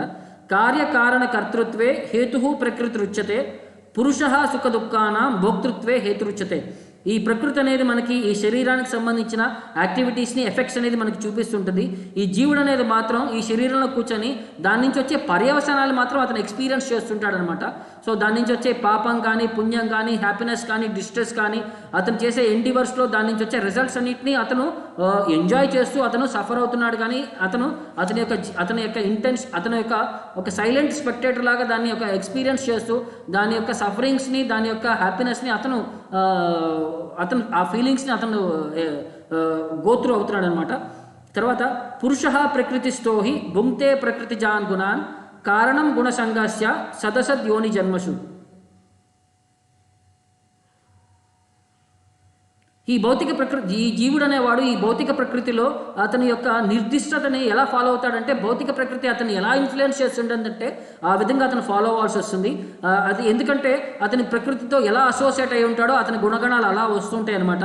దానివల్ల అతని అసోసియేషన్ వల్ల అతనికి మంచి కానీ చెడు కానీ దాని యొక్క ఎక్స్పీరియన్స్ అతను ఫీల్ అవ్వాల్సి వస్తుంటుంది ఈ భౌతిక సృష్టిలో అని చెప్పి కృష్ణుడు చెప్తున్నాడు అనమాట. తర్వాత పరమాత్మ యొక్క పొజిషన్ ఏంటంటే, ఇప్పుడు జీవుడి గురించి, భౌతిక ప్రకృతి గురించి, వాళ్ళిద్దరి ఇంటరాక్షన్ గురించి చెప్పాడు. ఇప్పుడు పరమాత్మ పొజిషన్ ఏంటయ్యా అంటే ఉపదృష్ట అనుమంతాచ, జీవుడు చేసే ప్రతి ఒక్క పనులకి అతను ఉపదృష్ట, అనుమంత, అతను విట్నెసర్, అతను శాంక్షనర్ అనమాట. భర్త, భోక్త, మహేశ్వర, అతను మెయింటైనర్, తర్వాత ఎంజాయర్, తర్వాత కంట్రోలర్ అనమాట. పరమాత్మేతి చాపియుక్త, అతన్ని పరమాత్మ అని చెప్పి కూడా అంటారనమాట. దేహే అస్మిన్ పురుష పరహ, ఈ శరీరంలో అతను పరః పురుష, అతీతమైన వ్యక్తి ఈ శరీరంలో అతను వ్యవహరిస్తున్నాడు. ఈ శరీరంలో ఉండా కూడా అతను ఈ శరీరంతో సమానం కాదు, భౌతిక ప్రకృతితో సమానం కాడు, అతను అతీతుడు, అతను ఆధ్యాత్మికంగా అతను సూపర్ స్పెషల్ అని చెప్పి అతను ఎక్స్ప్లెయిన్ చేస్తున్నాడు అతని పొజిషను. ఈ తత్వం గురించి ఎవరైతే తెలుసుకుంటారో వాళ్ళకి లిబరేషన్, ముక్తి అనేది కలుగుతుందని చెప్పి కృష్ణుడు ఈ తత్వాల గురించి ఎక్స్ప్లెయిన్ చేసి ఈ చాప్టర్ గురించి చెప్తూ, యా ఏవం వేత్తి పురుషం ప్రకృతిం చ గుణై సహ సర్వతా వర్తమానోపి నస భూయోభి జాపతి. ఈ జ్ఞానం ఎవరైతే తెలుసుకుంటారో భౌతిక ప్రకృతి గురించి, ఆ జీవుడి యొక్క కెపాసిటీ గురించి, పరమాత్మ యొక్క కెపాసిటీ గురించి అయితే ఎవరైతే తెలుసుకోగలరో, ఈ ఆధ్యాత్మిక తత్వాన్ని ఎవరైతే అండర్స్టాండ్ చేసుకోగలరో, ఈ త్రిగుణాలు ఎలాగ వ్యవహరిస్తున్నాయి అది అతను ముక్తికి దారి తీస్తాయంట. అతను మళ్ళీ పునర్జన్మ అనేది తీసుకోడు. అతను ఈ భౌతిక సృష్టిలో ఎలాంటి సిచ్యువేషన్లో ఉన్నా సరే, అది జంతు జీవ ఈ 84 లక్షల జీవరాశులు ఎలా ఉన్నా సరే, ఈ ఆధ్యాత్మిక తత్వం కనుక అతను అర్థం చేసుకోగలిగితే ఈ భౌతిక సృష్టి నుంచి అతను ముక్తి పొందగలడని చెప్పి కృష్ణుడు చెప్తున్నాడు అనమాట. ధ్యానేనాత్మని పశ్యంతి కేచిద్ ఆత్మానమాత్మన అన్యే సాంఖ్యేన యోగేన కర్మయోగేన చాపరే. పరమాత్మ గురించి ఎవరైతే అర్థం చేసుకోవడానికి ప్రయత్నిస్తుంటారో వాళ్ళు కొంతమంది ధ్యానం ద్వారా ప్రయత్నిస్తుంటారు, కొంతమంది జ్ఞానం ద్వారా ప్రయత్నిస్తుంటారు, మరికొంతమంది కర్మరహిత భక్తి యొక్క సేవ ద్వారా వాళ్ళు కర్మయోగేన చాపరే. కర్మల ద్వారా భక్తిని, అంటే కర్మల ద్వారా వాళ్ళు ఎంజాయ్ చేయడం కాకుండా భగవంతుడికి వనరించడానికి నిష్కామ కర్మయోగా ద్వారా వాళ్ళు ప్రయత్నిస్తుంటారు అని చెప్పి ఇక్కడ ఈ వేరియస్ ప్రాసెస్ నన్ను అచీవ్ అవ్వడానికి, నన్ను అర్థం చేసుకోవడానికి ఇవి వేరియస్ ప్రాసెస్ అని అంటున్నాడు. ఇవి కాకుండా చాలామంది సింపుల్ పీపుల్ ఉంటారండి, ఇవేమి ఎండివర్ చేయరు. వాళ్ళు ఈ సింపుల్గా ఏం చేస్తారంటే అన్యేతు ఏవం అజానంత, చాలామందికి ఈ ప్రాసెస్ అన్నిటి గురించి ఏమీ తెలియదు అనమాట. శుష్వా అన్యేభ్య ఉపాసతే, గొప్ప వాళ్ళ దగ్గర, వాళ్ళు తెలుసుకున్న వాళ్ళ దగ్గర వాళ్ళు జస్ట్ విని వాళ్ళు ఆటోమేటిక్గా ఈ ప్రిన్సిపల్స్ ఏమి ఫాలో అవ్వకుండా ఎసెన్స్ అనేది సింపుల్గా ఎలా ఫాలో అవ్వాలి ఇవన్నీ ఎండివర్ చేయటం అవసరం లేదు. భగవంతుని అర్థం చేసుకోవడానికి వ్యయ ప్రయాసం అవసరం లేదు. జస్ట్ గొప్పవాళ్ళు అంటే గొప్ప భక్తుల దగ్గర వాళ్ళు సాంగత్యం చేసుకొని సింపుల్ ఎసెన్స్లో ఎలా ఫాలో అవ్వాలి అని చెప్పి వాళ్ళు ఫాలో అవుతుంటారు. తేపి ఛాతితరంత్యేవ మృత్యుం శృతి పరాయణ, వాళ్ళు కూడా ఈ మృత్యుని అధిగమించగలరు. వాళ్ళకి అంటే అథారిటీస్ దగ్గర నుంచి వినే ఒక టెండెన్సీ ఉండటం వల్ల వాళ్ళు ఈ మృత్యువుని కూడా అధిగమించగలరు అని చెప్పి కృష్ణుడు చెప్తున్నాడు అనమాట. సో తర్వాత ఇప్పటి వరకు మనం అర్థం చేసుకున్న దాని యొక్క కంక్లూజన్ చేస్తూ, యావత్ సంజాయతే కించిత్ సత్వం స్థావర జంగమం క్షేత్ర సంయోగాత్ తద్విద్ధి భరతాశ్రవ. మనం ఈ భౌతిక సృష్టిలో ఏమి చూసినా సరే అది చర అచర ఏదైనా సరే అది భౌతిక ఎలిమెంట్స్ ప్లస్ జీవుడి యొక్క కాంబినేషన్ అండి. భౌతిక మెటీరియల్ ఎలిమెంట్స్ ప్లస్ జీవుడి యొక్క కాంబినేషను ఈ భౌతిక సృష్టిలో చర అచరం ఏదైనా సరే. సమం సర్వేషు భూతేషు తిష్టంతం పరమేశ్వరం వినశ్యంత అవినశ్యంతం యః పశ్యతి సపశ్యతి. భగవంతుడిని మనం ఎవరైతే ఈ జీవుడికి అతీతంగా చూడగలగాలండి. ఎందుకంటే ఈ శరీరంలో మనకి శాస్త్రంలో చెప్తే ఇది ఒక చెట్టు లాగా ఉంటుంది అనమాట. చెట్టు పైన 2 పక్షులు ఉన్నాయండి. ఒక పక్షి వచ్చేసరికి ఈ చెట్టు పైన ఉండే పళ్ళని తింటుందనమాట. మంచి పళ్ళు తిన్నప్పుడు సంతోషంగా ఉంది, కొంచెం వగర పళ్ళు చేదు పళ్ళు తిన్నప్పుడు పులుపు పళ్ళు తిన్నప్పుడు అది ముఖం వెటకారంగా చూపిస్తుంది అనమాట. తర్వాత ఈ విధంగానే జీవుడు అనేవాడు ఈ శరీరంలో ఉన్నాడు. ఈ జీవుడు ఏం చేస్తున్నాడా, ఎప్పుడు నా వైపు తిరిగి చూస్తాడా అని చెప్పి పరమాత్మని ఇంకో పక్షి ఎప్పుడు ఇతన్ని అట్టు పెట్టుకొని అతనికి గైడెన్స్ ఇవ్వడానికి అని చెప్పి ప్రతి ఒక్కరి విషయంలో అతన్ని సపోర్ట్ చేయడానికి అని చెప్పి ఎప్పుడు మనలో వైపు ఉన్నాడు. ఎప్పుడు ఇతను ఈ సృష్టిని వదిలేసి నా వైపు తిరుగుతాడో అతనికి కంప్లీట్ ప్రొటెక్షన్ సరెండర్ అనేది చూపించినప్పుడు నేను నీకు రెడీగా ఉన్నానని చెప్పడానికి భగవంతుడు రెడీగా ఉన్నాడు అనమాట. ఎవరైతే ఈ తత్వాన్ని చూడగలరో పరమాత్మ అనేవాడు జీవుడికి అన్ని సమయాల్లో, అన్ని సందర్భాల్లో, అన్ని శరీరాల్లో వెంట ఉండు. అతను ఈ శరీరం కాదు, అతను ఆధ్యాత్మికంగా అతను ఈ శరీరం అంటే ఈ ఆత్మ కూడా పరమాత్మ కూడా ఎప్పుడు కూడా వినశ్యంత, అది ఎప్పుడు కూడా నాశనం అవ్వదని చెప్పి చూడగలరు. అతను యాక్చువల్లీ పర్ఫెక్ట్గా చూస్తున్నట్టుండి. అతని యొక్క దృష్టి కరెక్ట్ దృష్టి అనమాట. సమం పశ్యం హి సర్వత్ర సమమస్థితం ఈశ్వరం నహీనస్తి ఆత్మనాత్మానం తతో యాతి పరాంగతి. ఎందుకంటే ఈ భౌతిక సృష్టిలో మనం తప్పుగా కనుక మనం చూస్తే మనం డిగ్రేడ్ అయిపోయే అవకాశాలు ఉన్నాయి. సో ఏ విధంగా మనం చూడకూడదు అని చెప్పి కృష్ణుడు చెప్తున్నాడు అనమాట. ఎవరైతే పరమాత్మని ఈ శరీరంతో సమానంగా చూస్తారో అప్పుడు అతను ఈ మనసుని ద్వారా ఏమవుతుందంటే ఈ శరీరాన్ని నేను, లేకపోతే ఈ వస్తువుని నేను, లేకపోతే నేనే పరమాత్మని అని చెప్పి తప్పుగా చూశాడు. అతను ఆల్రెడీ భౌతికంగా ఆధ్యాత్మిక పతనం అయిపోతాడు ఆధ్యాత్మిక నుంచి. సో ఆ స్టేజ్కి మనం పడకూడదు. మనం చాలా జాగ్రత్తగా వ్యవహరించాలి. ఆధ్యాత్మిక గమ్యాన్ని చేరడానికి మనకి చాలా అంటే ఎక్కడెక్కడ లూప్ హోల్స్ ఉన్నాయో వాటన్నిటిని మనం అడ్రస్ చేసుకుంటూ వాటిని కవర్ చేసుకుంటూ మనం ముందుకు వెళ్ళగలగాలి అని అంటున్నాడు అనమాట. తర్వాత ప్రకృతి ఏవచ కర్మాణి క్రియమాణాని సర్వశః యః పశ్యతి తథాత్మానం అకర్తారం చ పశ్యతి. ఎవరైతే చూస్తున్నాడో ఈ శరీరమే అన్ని యాక్టివిటీస్కి కారణం. ఇది భౌతిక సృష్టి ఇన్ఫ్లుయెన్స్ చేయడం వల్ల శరీరం ఆటోమేటికల్గా అది మన వైపు వ్యవహరిస్తూ ఉంటుంది. ఆత్మ అనేది ఏమీ చేయట్లేదు అనేవాడు యాక్చువల్గా చూస్తున్నాడు అనమాట. ఎందుకంటే మనం ఈ జీవుడు ఒక్కొక్కసారి మనం కోరుకోకపోయినా సరే ఆటోమేటిక్గా అతను ఎవరో ఫోర్స్ చేసినట్టు వ్యవహరిస్తుంటాడు. ఆ ఫోర్స్ ఎక్కడి నుంచి వస్తున్నాయా అంటే అతనికి ఈ ప్రకృతి నుంచి వస్తుంది అని చెప్పి కృష్ణుడు ఎక్స్ప్లెయిన్ చేస్తున్నాడు అనమాట. యథాభూత పృథగ్భావం ఏకస్థం అనుపశ్యతి తత ఏవచ విస్తారం బ్రహ్మ సంపద్యతే తతః. ఎవరైతే సెన్సిబుల్ మ్యాన్ ఉన్నారో, ఎవరైతే ఈ భౌతికంగా ఈ శరీరాల నుంచి అతను డిస్క్రిమినేట్ చేయకుండా ఆత్మ అనే పర్స్పెక్టివ్లో అతను చూస్తూ ఈ శరీరాలన్నీ కూడా జీవులు చేసుకున్న వాళ్ళ పాప పుణ్యానికి అనుసారం వేరే శరీరాలు వాళ్ళు పొందుతున్నారు. వాళ్ళు యాక్చువల్లీ వాళ్ళు ఆధ్యాత్మికంగా వాళ్ళు ఈ భౌతికానికి అతీతమైన వ్యక్తులు అనేవాళ్ళు ఈ బ్రహ్మతత్వానికి వాళ్ళు అర్థం చేసుకోగలరు అనమాట. తర్వాత అన్నిటినీ కూడా భగవంతుడు యొక్క జీవుల్ని అన్ని చోట్ల కూడా వాళ్ళు వేరియస్ స్లేవ్స్ చూస్తున్నా సరే వాళ్ళు ఒక జీవుడి యొక్క ట్రాన్స్మైగ్రేషన్ చూస్తున్నాడు కానీ ఈ శరీరాన్ని చూడట్లేదు అని చెప్తున్నాడు అనమాట.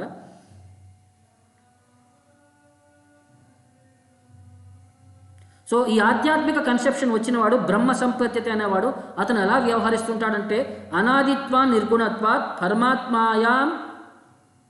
పరమాత్మాయం అవ్యయ శరీరస్థోపి కౌంతేయ నా కరోతి నా లిప్యతే.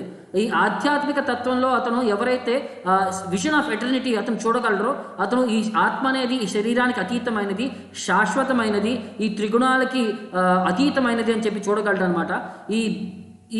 ఈ భౌతికంగా అతను ఈ శరీరంలో ఉన్నా సరే ఈ శరీరంలో ఈ ఆత్మ అనేది దేనికి బంధింపబడదు, లేకపోతే దేనితో ఎంటాంగిల్ అవ్వబడదు. ఇది ఏమీ చేయట్లేదు. ఇది ఆత్మ అనేది చాలా సైలెంట్ స్పెక్టేటర్గా ఉందన్నమాట. బట్ ప్రాబ్లం ఏంటంటే మరి ఆత్మ సైలెంట్గా ఉన్నప్పుడు ఈ శరీరం మరి యాక్టివిటీస్ అని ఎలా చేస్తుంది అని అంటే దానికి ఆచార్యులు ఏం చెప్తారంటే ఈ శరీరం ఏమైందంటే పవర్ ఆఫ్ అటార్నీ అనేది ఈ మన అహంకారానికి ఇచ్చేస్తుంది అనమాట. మన మనసుకి, బుద్ధికి, అహంకారానికి ఒక పవర్ ఆఫ్ అటార్నీ అని చెప్పి రాసిచ్చేసింది అనమాట. దానివల్ల ఏమవుతుందంటే ఈ మనసు ఏదైతే కేంద్రీకరిస్తుందో దాన్ని మనం నేను అని చెప్పి యాక్సెప్ట్ చేసేస్తున్నాము. సో దానివల్ల మనం ప్రాబ్లమ్స్లో ఇరుక్కుపోతున్నాము అని చెప్పి మనకి ఆధ్యాత్మికంగా కృష్ణుడు ఎక్స్ప్లెయిన్ చేస్తున్నాడు. యథా సర్వగతం సూక్ష్మాద్ ఆకాశం నోపలిప్యతే సర్వత్రావతిష్ఠతో దేహే తథాత్మా నోపలిప్యతే. ఎలాగే ఆకాశం ఈ సృష్టి మొత్తం ఉందో అది దేంతో కూడా మిక్స్ అవ్వట్లేదు, అలాగే ఈ ఆత్మ కూడా ఈ శరీరం మొత్తంలో ఉన్నా సరే ఈ శరీరం ఎలిమెంట్స్తో మిక్స్ అవ్వట్లేదండి. అది అతీతంగా ఉంది శరీరానికి. ఆల్దో ఈ శరీరంలో ఉన్నా సరే ఆ శరీరానికి అతీతంగా వ్యవహరిస్తుందని చెప్తున్నారనమాట. యథా ప్రకాశతి ఏక కృష్ణం లోకం ఇమాం రవి. ఎలాగే పోతే ఒక సూర్యుడు ఈ సృష్టి మొత్తాన్ని ఎలా అంటే లైట్ తీసుకొస్తున్నాడో అలాగే ఈ క్షేత్రి తథా కృష్ణం. ఒక క్షేత్రంలో ఉండే ఒక క్షేత్రి అంటే ఒక ఆత్మ అనేది ఈ శరీరం మొత్తం కూడా కాన్షియస్నెస్ పరంగా మొత్తం శరీరాన్ని మొత్తం లైట్ తీసుకొస్తుందని చెప్పి ఒక ఉదాహరణ రూపంలో ఎక్స్ప్లెయిన్ చేస్తున్నాడు అనమాట. తర్వాత ఈ ఆధ్యాత్మిక జ్ఞానాన్ని ఎవరి ద్వారా అర్థం చేసుకోవాలి, దీని యొక్క ఇంపార్టెన్స్ ఏంటనేది ఫైనల్గా కృష్ణ కంక్లూడ్ చేస్తూ క్షేత్రజ్ఞయోరేవం అంతరం జ్ఞానచక్షుష భూత ప్రకృతి మోక్షం చ ఏ విదుర్ యాంతితే పరం. ఎవరైతే ఈ క్షేత్రానికి క్షేత్రజ్ఞానికి అతీతుడు అని చెప్పి ఈ వ్యత్యాసాలను ఎవరైతే అర్థం చేసుకోగలడో అతను ఈ భుక్తికి భూత ప్రకృతి మోక్షం చ ఈ భౌతిక ప్రకృతి నుంచి అతను మోక్షాన్ని పొందగలడు. ప్లస్ అతను అంతిమ గమ్యాన్ని ఏ విధుర్ యాంతితే పరం అంతిమ గమ్యాన్ని అతను చేరుకోగలడు అని చెప్పి కృష్ణుడు అష్యూరెన్స్ ఇస్తున్నాడు. ఈ ప్రాసెస్లో కనుక మనం సింపుల్గా అంటే మనకి ఇచ్చిన ప్రాసెస్ని మనం కనుక ప్రాక్టీస్ చేయగలిగితే ఈ శరీరం నుంచి కనుక మనం వైరాగ్యాన్ని ప్రదర్శించగలిగితే ఈ శరీరంలో మన పొజిషన్ ఏంటి, మన కెపాసిటీ ఏంటి, మన డెసిషన్ మేకింగ్ ఏంటి, ఈ శరీరాన్ని మనకి ఏ ఇన్ఫ్లుయెన్సెస్ ఉన్నాయి వాటి ఇన్ఫ్లుయెన్స్ని మనం వడదట్టుకొని మనం అంటే వాటిని మనం కవర్ చేసుకుంటూ వాటిని అతీతంగా మనం ఎలా వ్యవహరించాలని చెప్పి ఈ జ్ఞానాన్ని మనం ప్రాక్టీస్ చేయగలిగితే ఆధ్యాత్మికంగా మనం చాలా ముందుకు వెళ్ళగలమని చెప్పి కృష్ణుడు మనకి సజెస్ట్ చేస్తున్నాడు. ఇది ఈ చాప్టర్ యొక్క ఉద్దేశం అండి. సో ఈ విధంగా మనకి ఆధ్యాత్మికంగా మనకు ముందుకెళ్ళాలంటే మనకి కొంచెం జ్ఞానం మనం కొంచెం జ్ఞానాన్ని మనం ప్రదర్శించాలి. సో దానికి ఒక చిన్న స్టోరీ చెప్తారు మనకి రెఫరెన్సెస్లో. ఒక గొప్ప భక్తుడు ఉన్నాడు, ఆయన పేరు నభః దాస్జీ అని చెప్పి. ఆయన మహారాష్ట్రలో ఒక బ్రాహ్మణ ఫ్యామిలీలో పుట్టాడనమాట. వాళ్ళు హనుమాన్జీ యొక్క గొప్ప భక్తులు. చాలా కాలం వాళ్ళకి పిల్లలు లేకపోయేసరికి వాళ్ళ తల్లిదండ్రులు ఒక ఋషి గారి యొక్క తపస్సు ఫలితం వల్ల వాళ్ళకి ఒక కొడుకు పుడతాడనమాట. సో అతను చిన్నప్పటి నుంచి కూడా హనుమాన్ గొప్ప భక్తుడు అయినా సరే అతనికి కళ్ళు కనిపించవన్నమాట. సో ఒకసారి హనుమంతుల వారు ఆయనకి ఎపీర్ అయ్యి మీకు యాక్చువల్లీ అంటే వాళ్ళ తల్లిదండ్రులకి వాళ్ళకి హనుమంతుల వారు ఎపీర్ అయ్యి వాళ్ళకి ఆశీర్వాదం ఇస్తాడనమాట. యాక్చువల్లీ మీకు మీ కర్మానుసారం మీకు పిల్లలు పుట్టే అవకాశం లేదు, కానీ నేను రామచంద్రుల వారిని ప్రే చేస్తాను, దానివల్ల మీకు మంచి ఒక సుపుత్రుడు పుట్టడానికి నేను ఆయన కోరుకుంటానని చెప్పంగానే హనుమాన్ వారి కృప వల్ల తర్వాత వాళ్ళకి కొద్ది సమయంలో వాళ్ళకి ఒక గొప్ప కొడుకు పుడతాడనమాట. అతనికి నభః అని చెప్పి అని పెడతారనమాట.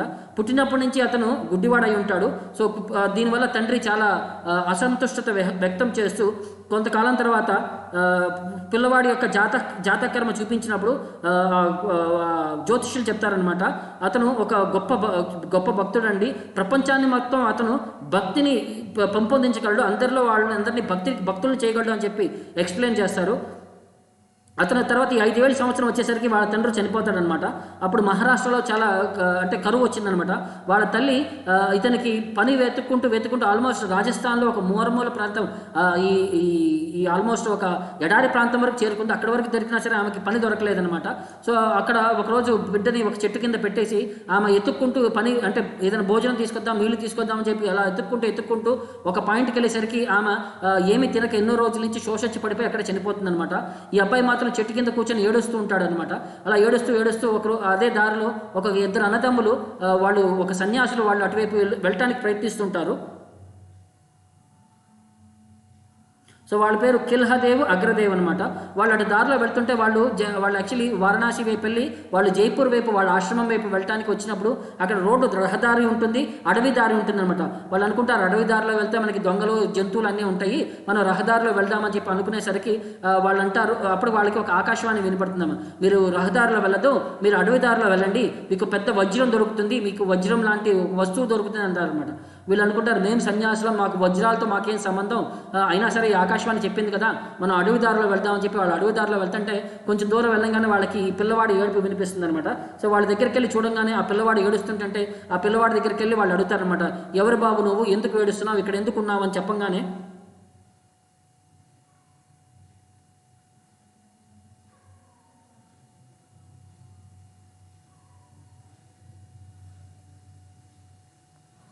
సో అతను కృష్ణుడికి ప్రార్థిస్తున్నాడు అనమాట. ఓ కృష్ణ నాకు షెల్టర్ ఇవ్వు, నాకు నువ్వే నన్ను చూసుకోవాలని చెప్పి అతను కృష్ణుని ప్రార్థిస్తున్నాడు అనమాట. సో వాళ్ళకి వాళ్ళ ఋషులు అనుకుంటారు అనమాట, ఓకే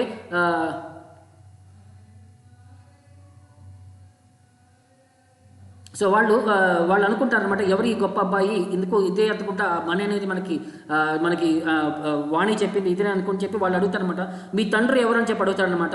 అయితే ఆ అబ్బాయి అంటాడు, మీ తండ్రి ఎవరో అతను కూడా నా తండ్రి అని, మీకు తండ్రి ఎవరో అతను కూడా ఉండే తండ్రి అతను నాకు అడగనమాట అనమాట. తర్వాత మరి నువ్వు అనాథ అంటే భగవంతుడు జగన్నాథుడు ఉండగా నాకు నా మాస్టర్ ఉండగా నేను అనాథను ఎలా అవుతాడని చెప్పి మళ్ళీ చెప్తాడనమాట. తర్వాత నువ్వు ఎక్కడి నుంచి వచ్చావంటే మీరందరూ ఎక్కడి నుంచి వచ్చారో ఆధ్యాత్మికమైన వైకుంఠం నుంచి నేను అక్కడి నుంచి వచ్చానని చెప్తాడనమాట. తర్వాత నీ పేరునంటే నాకు ఈ భౌతిక శరీరం ఈ భౌతిక పంచభూతాల నుంచి వచ్చింది, నాకంటూ ఒక ఐడెంటిటీ ఏం లేదు, గొప్ప ఋషులైన మీరే నన్ను గైడ్ చేయాలి, ఈ భౌతిక సృష్టి నుంచి నేను అతీతంగా వ్యవహరించాలంటే నాకు మీరు దారి చూపించాలి, ఆధ్యాత్మిక ప్రపంచానికి నేను వెనక్కి వెళ్ళటానికి మీరే నాకు సహకారం చేయాలని చెప్పంగానే మరి ఇంత అడవిలో ఉన్నావు, నిన్ను ఎవరు కాపాడుతున్నారయ్యా అంటే నన్ను ఎవరైతే తల్లి కడుపులో ఉన్నప్పుడు నన్ను ఎవరైతే కాపాడారో అతనే ఇప్పుడు నన్ను కాపాడుతున్నాడని చెప్పి ఇలాగా ఆధ్యాత్మికంగా చాలా హయ్యెస్ట్ లెవెల్లో ఉండే క్వశ్చన్స్ అని ఆన్సర్ చేయగానే ఆ ఋషులు చాలా సంతోషించి ఈ అబ్బాయిని ఆకాశవాణి చెప్పిన వజ్రం అనేది ఇతనే అనుకుంటా అని చెప్పి ఈ అబ్బాయిని తీసుకొని వాళ్ళు సంతోషంగా తీసుకొని ఆ అబ్బాయిని వాళ్ళ ఆశ్రమంకి తీసుకెళ్తారనమాట. అప్పుడు అన్నగారు అంటారనమాట, తమ్ముడిని నీ ప్రసాదాన్ని అతని ప్రజెంట్ చేయగానే అతను కుండంలో ఉంటే అంటే కమండలో నుంచి నీళ్లు ప్రోక్షణ చల్లంగానే ఈ అబ్బాయికి కళ్ళు కళ్ళు వస్తాయి. వాళ్ళకి నమస్కారం చేసి నాకు ఆధ్యాత్మికమైన జ్ఞానం ఇచ్చారు కాబట్టి సదా మీ సేవలో ఉంటాను, మీరు చెప్పిన సేవ చేస్తుంటానని చెప్పంగానే అతను తీసుకెళ్ళి వాళ్ళు ఆశ్రమంలో నువ్వు వచ్చే భక్తులకి భగవంతుడికి సేవ చేసుకొని చెప్తారనమాట. సో ప్రతిరోజు భగవంతుడికి సంబంధించిన పారాఫిలియాన్ని కడగటం, భక్తుల యొక్క నెసెసిటీస్ అని చూసుకోవడం, భగవంతుడికి వస్తువులన్నీ తీసుకొని రావడం, అలా నిత్యం అదే సేవ అనమాట.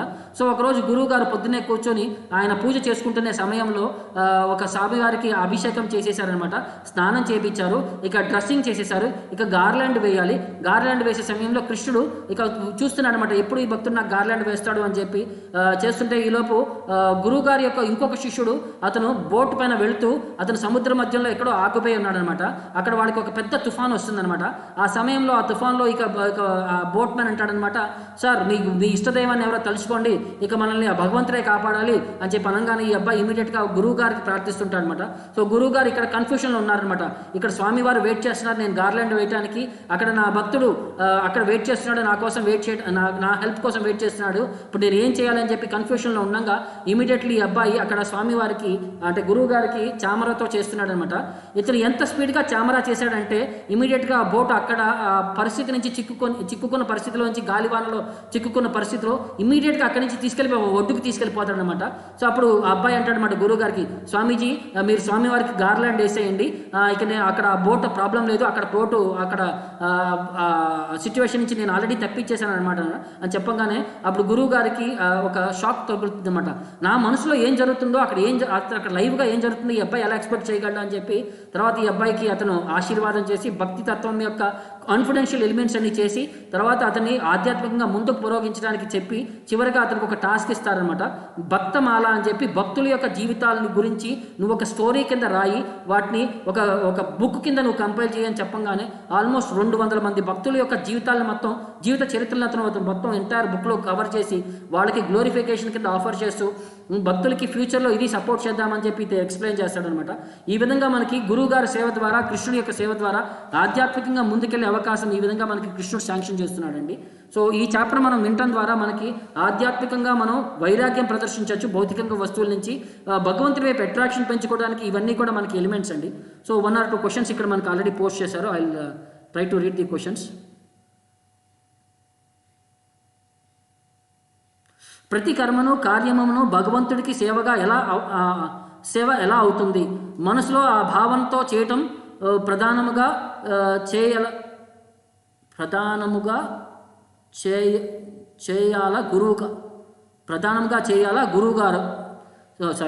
ప్రధానంగా చేయాలా. ఇప్పుడు చూడండి, మనసులో ఫస్ట్ భగవంతుడికి మనం సేవను అనుభవిస్తూ ఇప్పుడు మనం ఒక బిజినెస్ చేస్తున్నాం. బిజినెస్ ఏంటంటే స్వామీజీ అంటే మనం చెప్పేది ఏంటంటే మన జీవనాన్ని గడపడానికి మన బేసిక్ తత్వం అనేది చేయాలన్నమాట. అందుకనే ధర్మ అర్థ కామం అని అంటారు.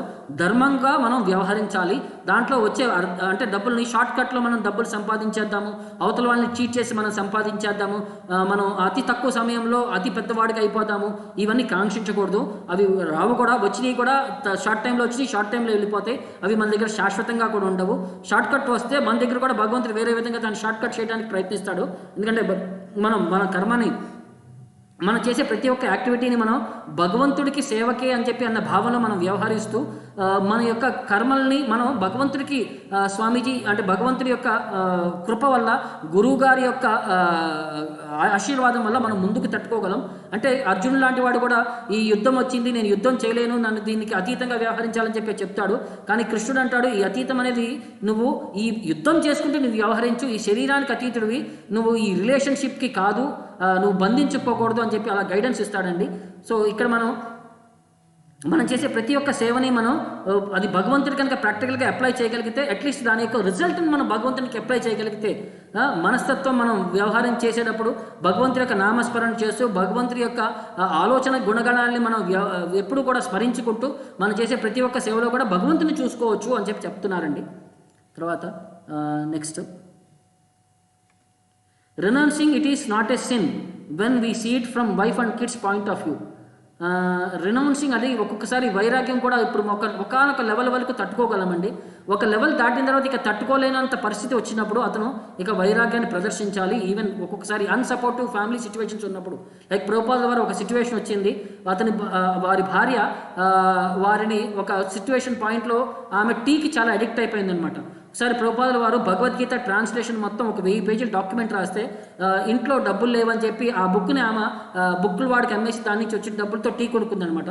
తర్వాత ప్రభుపాదుల వారు వెనక్కి వచ్చినప్పుడు ఆమె అడుగుతారనమాట, ఈ బుక్ ఎక్కడ అంటే, నేను ఇలా అమ్మేశాను, నాకు టీ కొనుక్కోవడానికి డబ్బులు లేకపోయేసరికి ఆ బుక్ను అమ్మేశాను అంటారు అనమాట. ఆయన ఫస్ట్ ట్రాన్స్లేషన్ ఆఫ్ భగవద్గీత అలా మిస్ అయిపోయిందనమాట. అప్పుడు ప్రభుపాదుల వారు అంటారు, నీకు టీ కావాలా నేను కావాలనంటే ఆమె జోకింగ్గా నాకు టీయే కావాలంటది. సో అది సీరియస్నెస్గా తీసుకొని ప్రభుపాదుల వారు ఇంటి నుంచి రినౌన్స్ చేసేసి మొత్తం బయటకు వచ్చేసరికి ప్రపంచం మొత్తం ఇవాళ మనం ఎంజాయ్ చేస్తున్నామంటే ఇంట్లో ఉండుంటే కనుక ఆయన ఇంట్లో ఉండుంటే కనుక మనకి ఇది ఆస్కారం అయ్యేది కాదు. అలా అని చెప్పి మేము అందరినీ ఇల్లు వదిలేయమని చెప్పట్లేదు. ఎక్కడైతే భార్య పిల్లలు వాళ్ళకి సపోర్ట్గా ఉన్నారో, వాళ్ళకి ఆధ్యాత్మికంగా వాళ్ళు హెల్ప్ చేస్తున్నారో, వాళ్ళ యొక్క అసోసియేషన్లో ఉండి కూడా ప్రాక్టీస్ చేయొచ్చు.